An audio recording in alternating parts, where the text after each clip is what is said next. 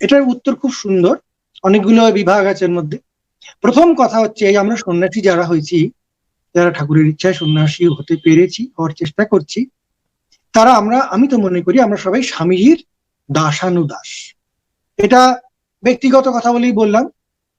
প্রশ্ন উঠবে কেন দাসানুদাস অমুক তমুক। যেমন আমরা কি বলি, মায়ের সন্তান, মা যা বলবে তাই করবে, একটা ভালোবাসা থেকে বলি তো, একটা কমিটমেন্ট, যেটা সরানো যায় না, কনভিকশন। ঠিক সেরকম আমরা স্বামীজির দাসানুদাস। স্বামীজিকে মানতে আমাদের বাধ্য করতে হয় না, স্বামীজিকে মানতে পারার জন্য আমরা নিজেদের যোগ্য করে তুলছি। মানাটা তো কঠিন বটেই, মানতে চাইও বটে, কিন্তু সেই যোগ্যতাটা যাতে অর্জন হয় সেই জন্যই চেষ্টা করে যাচ্ছি বলতে পারি। স্বামীজি কিন্তু আমাদের স্পষ্ট বলেছেন, আমাদের কোনো রাজনৈতিক যোগাযোগ থাকবে না, সুতরাং রাজনৈতিক ভাবে আমরা কোনোদিন সরব হব না, এটা আমরা শিববাক্য হিসেবে মানি। সুতরাং পারি কি না পারি প্রশ্নই উঠছে না, আমরা হব। এটা প্রথম কথা। দ্বিতীয় কথা, রাজনীতির ইতিহাস দেখো। আমি প্রচুর স্বাধীনতা সংগ্রামীকে ইন্টারভিউ করেছিলাম আমার সাধু জীবন শুরু হওয়ার আগে, কলেজ জীবনে। সেখানে আমি প্রমাণ পেয়েছি, একজন বিপ্লবীকে জিজ্ঞেস করেছিলাম কে উদ্বুদ্ধ করেছিলেন, তিনি পরবর্তীকালে সংসারী হয়েছিলেন, অনেক সন্তান হয়েছিল। যে সংসারী সন্তান হয়েছে সে সশস্ত্র বিপ্লব করেছে, সে কি করে সশস্ত্র বিপ্লব করে? একজন ক্ষুদিরাম বোস, তার মনের মধ্যে সেই আগুন আছে, সে করতে পারে, কিন্তু যে আসলে আদতে একজন সংসারী মানুষ হবে, সে কি করে সশস্ত্র বিপ্লব করে? আমার প্রশ্ন আসছে, আমি এই কথা প্রশ্ন সরাসরি বলেছিলাম, কি করে করলেন, কে অনুপ্রাণিত করেছিল? আমরা ইতিহাস যেমন পড়েছি, সূর্য সেন, বাল গঙ্গাধর তিলক, নেহরু, গান্ধী, এসবের নাম আমরা জানি। আমি প্রশ্ন করে যাচ্ছি, উনি অতি অশীতিপর বৃদ্ধ, 80 বছরের বৃদ্ধ, তিনি চুপ করে বসে আছেন। দু তিনবার প্রশ্ন করার পর যখন প্রশ্ন উত্তর দিচ্ছে না, সবসময় আমি বললাম কে, তাহলে বলুন। উনি একটা কথা বললেন আমাকে, আমার এখনো মনে আছে। সে নিয়ে ঐতিহাসিকরা ভাবুন, চিন্তা করুন, যারা বিদ্যা করেন বা অন্যান্য নীতি করেন তারা ভাবতে পারেন, কিন্তু আমি একটি উদাহরণ দিচ্ছি, এই উত্তর আমি আরো অনেকজনের কাছে পেয়েছি। তারা বলেছিলেন যে আমরা বেঁচে আছি, এখন এসব ইতিহাস তোমরা পড়ছো, এই কথা শুনে রাখো, স্বামী বিবেকানন্দ ছাড়া আমাদের কাছে কেউ ছিলেন না।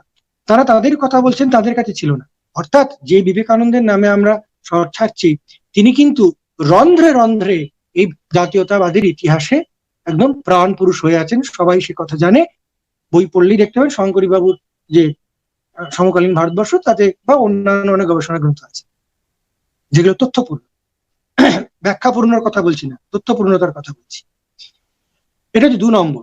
3 নম্বর, সবচেয়ে বড় আপত্তি হচ্ছে আমাদের সনাতন শিক্ষায় ধর্ম, সমাজ, রাজনীতি, অর্থনীতি, বা সমাজনীতি, এর মধ্যে কোনো কিন্তু ভেদ নেই। কিন্তু আমরা যখন মানুষের শরীর পড়ি, এটা ইএনটি সার্জন হচ্ছে, কেউ আই সার্জন হচ্ছে, হ্যাঁ, কিন্তু তাকে কিন্তু আগে এমবিবিএস পড়তে হয়, তাকে পুরো শরীরটা জানতে হয়, তারপরে সে আলাদা আলাদা স্পেশালিস্ট হয়। ঠিক সেরকম মানুষকে জানতে হয় যে এইসব নীতি কিন্তু মানুষ কেন্দ্রিক, একটাই পদার্থ। আমরা বলি there is no wall between secular and sacred. মানুষের ধর্ম আলাদা, ও ধর্মের লোক, ও তো রাজনীতির লোক। এটা কখনো সম্ভব নয়। একটা মানুষের শুধু নাক বা শুধু চোখ থাকে কি, বা অন্যগুলো ভালো না থাকলে তার নাক চোখ ভালো কাজ করে কি? এই ধর্ম হচ্ছে যা ধারণ করে থাকে। রাজনীতি হয়তো সরাসরি ভাবে আমরা কেউ করব না, হয়তো কেন, অবশ্যই করব না, কোনোদিন করব, কিন্তু রাজনীতির নীতি, ধর্মনীতির নীতি, কোনো কিছুই কি মানুষ থেকে আলাদা? মানুষের কল্যাণ ভিন্ন কি অন্য কোনো চিন্তার মধ্যে থাকবে? যদি না থাকে, সেটা দুর্নীতি। স্বামীজি সেজন্য খুব সুন্দর ডেফিনেশন দিচ্ছেন যে তাকেই মহাত্মা বলি যে অন্যের জন্য কাজ করে, অন্যের জন্য ভাবেন, অন্যের দুঃখে দুঃখিত হন। স্বামীজির সন্ন্যাসও তাই বলছেন যে সন্ন্যাস অন্যের অন্যের বিধবার অশ্রু মোচন করতে পারে না, সে সন্ন্যাস আমি বিশ্বাস করি না। তিনি বলছেন যে হরি ভাই তুরীয়ানন্দ স্বামীকে বলছেন যে তোমাদের তথাকথিত বেদ বেদান্ত আমি কিছু বুঝলাম না। বিবেকানন্দ বলছেন বুঝলাম না, বলিয়ে কি বলছেন, অর্থাৎ তার বোধের সীমা এতদূর পেরিয়েছে, তিনি বলছেন কিছু বুঝলাম না ভাই, আমার হৃদয়টা খুব বড় হয়ে গেছে, সবার জন্য অনুভব করতে পারি। এই অনুভব যে হৃদয় করতে পারে, সেই যে নীতিতেই যাক, সেটাই তো আসল নীতি। যেখানে স্বার্থপরতা নেই, সেটাই নীতি। আমি স্বার্থপর হয়ে যে কোনো নীতিতে যাব, তাতেই ফেইলিওর হব, ফ্যামিলি হোক, রিলেশন হোক, এনিথিং। সুতরাং স্বার্থ পরতা ছাড়তে এতদিন পর্যন্ত যেটুকুনি দেখলাম সরাসরি শিক্ষা দিচ্ছে এই আমাদের আধ্যাত্মিকতা। আমি তাকে ধর্ম বলবো কি কি বলবো আমি জানি না। এবং যেখানে যেখানে স্বার্থ ছেড়ে বেরিয়ে এসছেন তাদেরকেই মানুষ প্রণাম করেছেন, তারাই কিন্তু ঠিক ঠিক আলোকবর্তিকা হয়েছেন। তাদের স্বার্থ নেই মানে তারা কিন্তু ব্যক্তিগতভাবে কিছু ভোগ করতে পারছেন না। আমরা আগে একটা কথা বলি, সংস্কৃত তুমি জানো, আচার্য বলি, আচারাত আচার্য। যে টিচার, যে আচরণ করে সেই টিচার, আচরণ করে না শুধু বলে বেড়ায় সে টিচার নয়। সুতরাং আচরণ করা, স্বার্থ ত্যাগ করে আচরণ করা, এই ফান্ডামেন্টাল যে জায়গাটা, সেটাই সব নীতির সার কথা।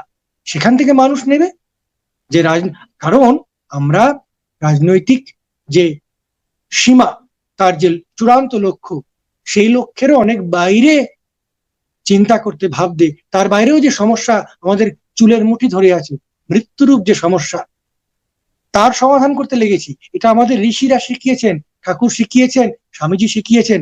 এইটা আমার আপনার একার সমস্যা নয়, সবার সমস্যা। এবং এটা 100% সমস্যা, এর মধ্যে কোনো 99% নেই, হতেও পারে এমন 1%ও নেই।